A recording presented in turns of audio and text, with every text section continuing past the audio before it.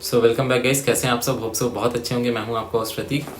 अभी तक जितना भी मैंने आपको पढ़ाया है प्रोग्रामिंग लैंग्वेजेस की जो थ्योरी है, जावा की जो थ्योरी है, वो होप सो आपको अच्छे से समझ में आ गई होगी। और मैं आप सबसे रिक्वेस्ट करूंगा कि अगर पुरानी वीडियोस आपने नहीं देखे हैं तो प्लीज़ जाके देख लीजिए, जिसके अंदर हम लोग ने अप टू 35 क्वेश्चन तक डिस्कस कर लिया है।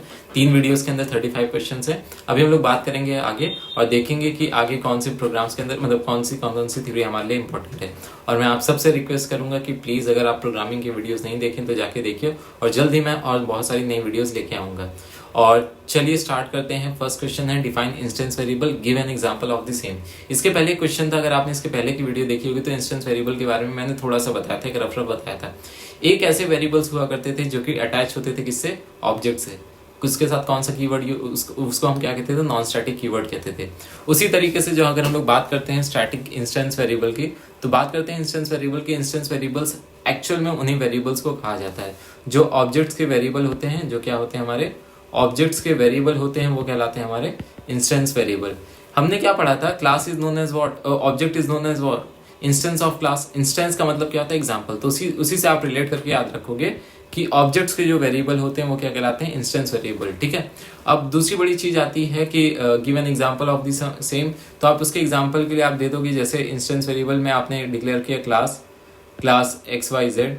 अब क्या करोगे, ब्रैकेट ओपन करोगे और यहाँ पे INT A, B आपने लिख दिया। क्लास के बॉडी में जो वेरिएबल्स डिक्लेयर किए जाते हैं, क्या हुआ यहाँ पे, क्लास की बॉडी में जो वेरिएबल डिक्लेयर किए जाते हैं without using any of the keyword static, तो वो क्या होता है हमारा इंस्टेंस वेरिएबल कराते हैं। तो ये ए और बी क्या हो जाएंगे, इंस्टेंस वेरिएबल हो जाएंगे। सो एग्जांपल आप दे लोगे, इसका सिंपल सा डेफिनेशन क्या होगी, instance variable are the variable which are attached to the objects, and instance variable the number of copies of the object is equal to number of copies of the instance variable. मतलब जितनी copy आप बनाओगे अपने object की, उतनी ही copy हमारी किसकी होगी, इंस्टेंस वेरिएबल की। फाइन, होप से ये आपको अच्छे से क्लियर हुआ होगा।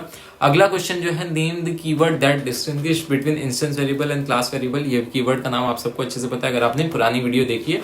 उस कीवर्ड का नाम होता है स्टैटिक। उस कीवर्ड का नाम क्या होता है आपका, स्टैटिक। फाइन, अगला क्वेश्चन आता है, what is the difference between local variable and instance variable. Local variable और इंस्टेंस वेरिएबल में क्या डिफरेंस होते हैं, ऐसे वेरिएबल्स जो कि किसी कर्ली ब्रेसेस के अंदर डिफाइन किए जाते हैं, वो कहलाते हैं हमारे क्या, जैसे हमने लिखा है फॉर की बॉडी, फॉर हमने लिखा for INT x is equal to 1, x is less than equal to, हमने क्या लिख दिया यहाँ पे 10 लिख दिया, और x की वैल्यू प्लस प्लस, और यहाँ पे एक आके INT A हमने डिक्लेयर किया। तो this A is known as what, local variable. मतलब सिंपल सा होता है, local variable are defined within a set of curly braces, while the instance variable are the variable which are attached to the object, and these variables are defined inside the class body। ये क्या होती है, instance variable हमारे कहाँ पे define की जाती है, क्लास की बॉडी के अंदर। और लोकल वेरिएबल्स क्या होते हैं आपका, लाइक उसका जो स्कोप होता है वो एक सेट ऑफ ब्रेसेस के अंदर होता है। फाइन, अगला क्वेश्चन है, explain the term type casting. Type casting की अगर हम लोग बात करते हैं तो दो तरीके की कास्टिंग होती है, समझिएगा बात को। आपका टाइप कास्टिंग जो वर्ड होता है वो एक्चुअल में टाइप कन्वर्जन के लिए बोला जाता है। किसके लिए बोला जाता है, आपका टाइप कन्वर्जन के लिए। हमने पढ़ा था इसके पहले कि दो तरीके के हमारे मतलब सिंपल सा होता है, दो तरीके के डेटा टाइप होते हैं, एक होता है प्रिमिटिव और दूसरा कौन सा होता है आपका, नॉन प्रिमिटिव। प्रिमिटिव के अंदर बहुत सारे अलग अलग डेटा टाइप्स होते हैं, BBSC फील्ड होती पूरी, बाइट, बुलियन, शॉर्ट, कैर, INT, फ्लोट, लॉन्ग, डबल, ये सारे होते हैं। ठीक है। तो अब बात ये आती है कि जब भी कभी हमें अपने डेटा को from one type to another convert करना होता है, क्या करना होता है, हमें कन्वर्ट करना होता है, तो हम लोग वहां पे एक कंसेप्ट यूज करते हैं जो कि कहलाता है हमारा क्या, टाइप कास्टिंग। ठीक है। तो type casting is what, type casting is simple सा एक कंसेप्ट होता है जिसके अंदर हम लोग क्या करते हैं, the process of converting one data type into the another form is known as what, type casting. दो तरीके की होती है, एक इम्प्लिसिट टाइप कन्वर्जन होता है और एक होता है एक्सप्लिसिट टाइप कन्वर्जन। फाइन, अगला क्वेश्चन उसी से रिलेटेड है, what do you mean by type conversion. Type casting, type conversion same चीज होती है। ठीक है। तो टाइप कन्वर्जन की अगर हम लोग बात करें, टाइप कन्वर्जन वही सेम डेफिनेशन आगे, it is the process of converting a data type from one type to another is known as what, type conversion. अगला क्वेश्चन अगर हम लोग देखें, how is implicit type conversion different from explicit. बात समझिएगा कि बहुत बार ऐसे केसेस आते हैं, बहुत बार क्या होता है आपके पास, ऐसे केसेस आते हैं जहां पे कंप्यूटर को नीड होती है कि वो यूजर से कुछ करवाए चेंजेस। हम लोग बहुत बार हमें ऐसा होता है कि हमें explicit, that is external part जब चेंज करें, हम यूजर जब चेंज कराते हैं एक टाइप से दूसरे टाइप, तो वो कहलाता है हमारा explicit type conversion. Implicit type conversion, computer क्या करता है, अपनी नीड के अकॉर्डिंग कंपाइलर या फिर कह सकते हैं कंप्यूटर अपने नीड के अकॉर्डिंग एक टाइप से दूसरे टाइप में कन्वर्ट करा देता है, ये कहलाता है इम्प्लिसिट टाइप कन्वर्जन। तो अगर आपसे पूछा जाता है how is implicit type conversion different from explicit, explicit type conversion is done by the user itself, implicit type conversion is done by computer itself, ठीक है। और इम्प्लिसिट टाइप कन्वर्जन के लिए कैसे किया जाता है, जैसे INT A लिखा हुआ है, A इज इक्वल टू, और यहाँ पे या फिर एक ज्यादा बेटर तरीका हम लोग कर सकते हैं, यहाँ पे हमने लिख दिया INT A, B, C, और एक हमने लिख दिया यहाँ पे फ्लोट D। तो अब हमने लिखा D is equal to float A plus B plus C। तो अब क्या होगा, हमने ब्रैकेट के अंदर करके एक डेटा टाइप लगा दिया, हमने ब्रैकेट के अंदर करके क्या कर दिया, एक डेटा टाइप लगा दिया। तो अब ये क्या करेगा, इस डेटा टाइप के फॉर्म में हमारा आउटपुट देगा, इस डेटा टाइप के फॉर्म में क्या देगा, हमारा आउटपुट देगा। और ये प्रोसेस क्या कहलाता है, हमारा explicit type conversion. Hope so आपको अच्छे से क्लियर हुआ होगा। फिर अगला क्वेश्चन आता है what is compound statement, given example, set of statement composed या फिर like set of statement composed in a curly braces are known as what, compound statement. मतलब बहुत सारे जब स्टेटमेंट क्या होते हैं, जैसे आपने लिखा यहाँ पे for i is equal to 1 less than equal to 3 और i की वैल्यू प्लस प्लस। अब क्या हो गया यहाँ पे SOPLN, या आप पूरा लिखेंगे 3, आपने लिख दिया मैसेज में SOPLN एस्ट्रिक, और यहाँ पे उसके बाद आपने लिख दिया for example A is equal to B into C। तो ये क्या हो गए, कर्ली ब्रेसेस के अंदर बहुत सारे अलग अलग स्टेटमेंट्स हो गए, this is known as what, compound statement. Fine. सो अगला क्वेश्चन आता है what is the purpose of new operator.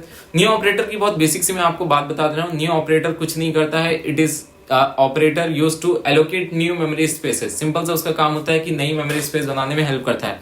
Array जब आप पढ़ेंगे तो आपके लिए हेल्पफुल होगा थोड़ा सा, या जब ऑब्जेक्ट्स क्रिएट करते हैं वहां पे यूज होता है। सो आप इसका सिंपल सा डेफिनेशन लिख सकते हैं कि the new operator is an operator which is helpful in which like is a keyword या फिर is an operator which is helpful in providing a or allocating a new memory space। example अगर लिखने के लिए आएगा तो आप ऐसे लिख देना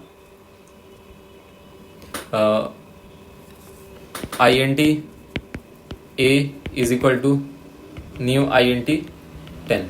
तो अभी क्या होगा, यहाँ पे न्यू बन गया, यहाँ पे क्या बन गया आपका न्यू क्या होगा, एक आपका कीवर्ड का काम। सो अभी तक हमने देख लिया था न्यू कीवर्ड के ऊपर, जैसे मैंने इसके पहले बताया था आपको एरे का एग्जांपल लेके न्यू कीवर्ड थोड़ा सा लैग आ गया था बीच में। फाइन। सो न्यू कीवर्ड आपको समझ में आ गया होगा कि purpose of new keyword simple सा यही है कि to allocate new memory spaces. Fine. एक कमेंट आया था जिसके अंदर क्वेश्चन ये था कि लास्ट क्वेश्चन नंबर 35 नहीं समझ में आया था। मैं बता दूं 35 क्वेश्चन में था क्या। क्वेश्चन नंबर जो 35 था उसके अंदर पूछा गया था initial values of all the primitive data types. कहा गया था कि प्रिमिटिव डेटा टाइप जितने भी हैं उनकी इनिशियल वैल्यूज क्या होती है। सबसे पहली चीज समझते हैं इनिशियल वैल्यूज क्या होती हैं। जैसे आपने लिखा एक वेरिएबल या INT A, तो क्या होगा, ये A क्या होता है, एक्चुअल में एक A नाम की मेमोरी स्पेस क्रिएट होगी हमारे प्रोग्राम के अंदर। फाइन। हमारे बैकग्राउंड में मेमोरी के अंदर। तो अभी क्या होगा, A की हेल्प से जो ये स्पेस क्रिएट हुई तो उसकी कुछ स्टार्टिंग में कुछ इनिशियल वैल्यू होगी कि नहीं होगी, एक गार्बेज वैल्यू होगी कि नहीं होगी। इसको आप तीन तरीके से पूछा था, इनिशियल वैल्यू, गार्बेज वैल्यू, या फिर क्या होता है आपका डिफॉल्ट वैल्यू। फाइन। सो ये तीन तरीके की अलग अलग आपके क्या आ सकते हैं स्पेसेस, मतलब तीन डिफरेंट नाम से जानने वाली क्या होती हैं, वैल्यूज होती हैं। ठीक है ना, सबका बात वही कहा जा रहा है बट नाम अलग अलग है। फाइन। तो A की कुछ अपनी एक वैल्यू होती है, वो क्या कहलाती है आपकी इनिशियल वैल्यू। जैसे हमने लिखा होता है डबल X, तो इस X की अपनी एक वैल्यू होती है, तो इसको हम क्या कहते हैं, इनिशियल वैल्यू, गार्बेज वैल्यू या फिर डिफॉल्ट वैल्यू। तो उसी तरीके से क्वेश्चन में क्या था कि सारे आपको डेटा टाइप की आपको क्या लिखना है, डिफॉल्ट वैल्यूज लिखना है। तो मैंने आपको बताया था एक तरीका, BBSC फील्ड से आपको सारे प्रिमिटिव डेटा टाइप याद रहेंगे। तो बात करते हैं पहले बुलियन की। अगर इसको हम मान लेते हैं क्या है, बुलियन है, तो इसका क्या हो जाएगा आपका फॉल्स हो जाएगा। बाइट का 0, शॉर्ट का 0, कैर का सिंगल कोट्स होता है, फ्लोट का होता है 0.0f, इनिशियल का होता है INT का होता है 0, लॉन्ग का होता है 0, डबल का होता है 0.0d, और स्ट्रिंग का जो होता है वो आपका डबल कोट्स होता है। फाइन। बिना किसी स्पेस के यहाँ पे आपका आ जाएगा double quotes. Fine. So hope से आपको एकदम अच्छे समझ में आ गया होगा कि क्या आपका बुलियन का फॉल्स और ये सब का वैल्यूज का फायदा क्या होता है कि जब हम अपने किसी भी वेरिएबल को डिक्लेयर करते हैं तो उस टाइम पे कुछ वैल्यूज पूछी जाती हैं। आज की वीडियो को थोड़ा सा शॉर्ट रखेंगे, बट मैं जल्दी ही एक और नई वीडियो लेके आऊंगा जो कि आपका सारे जितने भी आपके ऑपरेटर्स के ऊपर ऑपरेशंस होते हैं उनके ऊपर होगा, दैट इज प्रीफिक्स और पोस्टफिक्स के ऊपर। सो आप लोग इसको अच्छे से देखिए और नेक्स्ट वीडियो मिस मत करिए क्योंकि वो आपके बेसिक का बहुत ही ज्यादा इंपॉर्टेंट पार्ट है। So fine, all the best, thank you.